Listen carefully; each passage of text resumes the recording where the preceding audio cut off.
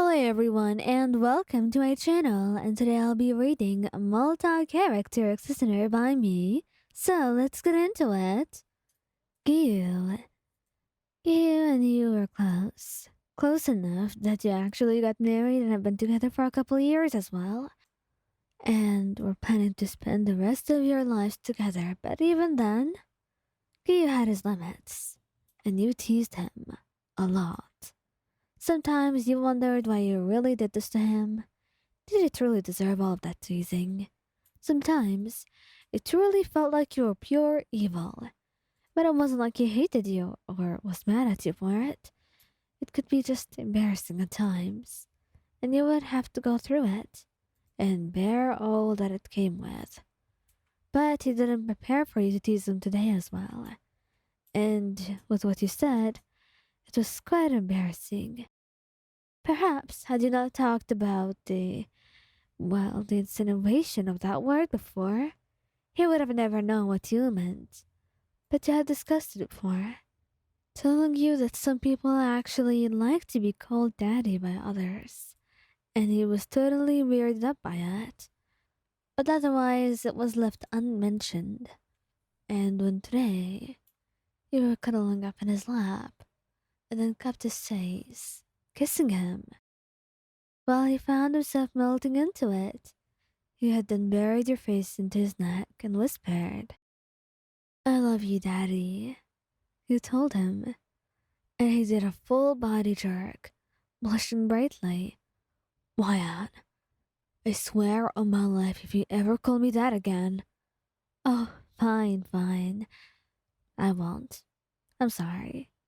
But your reaction is way too funny, Gyu. Should I?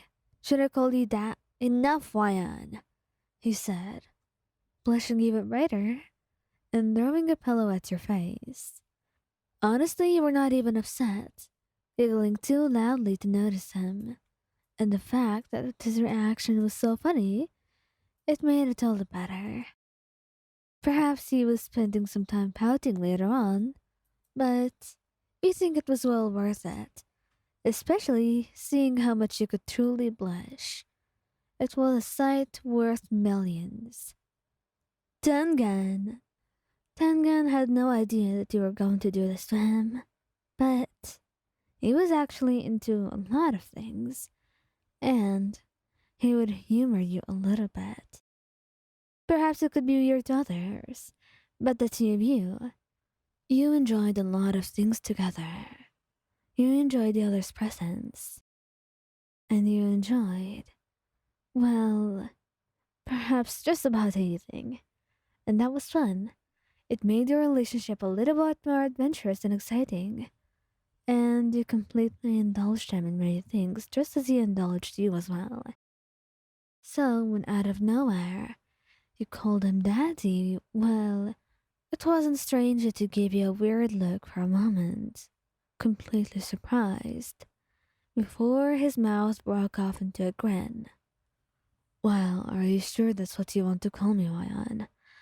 I mean, I could be a daddy if you want me to be. But are you sure about it?"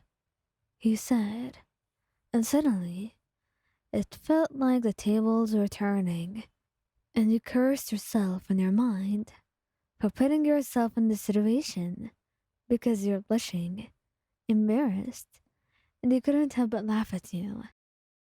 "Oh, Ryan, my darling Ryan, always trying to fluster me and always failing," he says with a teasing lilt to his voice, to which you just answered by elbowing him. But he only laughed at that, wrapping an arm around your waist and lifting you up a little bit so he could give you a soft kiss on the forehead. "Hey, no need to be so grumpy.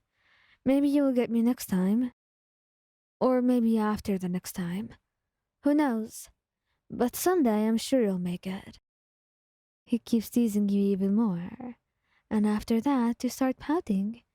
But it's pretty easy for him to get over this, as all he has to do is kiss that pout right off your face, and it will totally disappear and be gone. No matter how much you did, you were helpless to him. You loved him just as much as he loved you. And perhaps he did have it coming and he totally deserved this, but he would never admit that out loud. Rengaku? Rengaku knew the meaning of the word and the insinuation behind it. Perhaps he knew a lot more than he wanted to about it, but what could he do with that? It was a little bit weird, considering that it was something that was quite unheard of for him. And also, since he wasn't one to actually explore the words that could be used in such contexts, he was a very classic guy, a very polite gentleman, and that's why it was so weird for him. But guess who he heard it from? It would be you, or Shinobu, and one of you would have to jokingly tell him about it and what it means. He'd be a little bit stunned and quickly waving it off from his mind because it didn't matter much to him. That information wouldn't change his life in any way. That's what he thought, until you decided to tease him and see his reaction. He was cooking and you had wrapped your arms around his waist, leaning up to kiss his cheek. Oh, Rengaku, you know something? What is it, my dear? You could be a daddy if you want to. My daddy. You told him teasingly.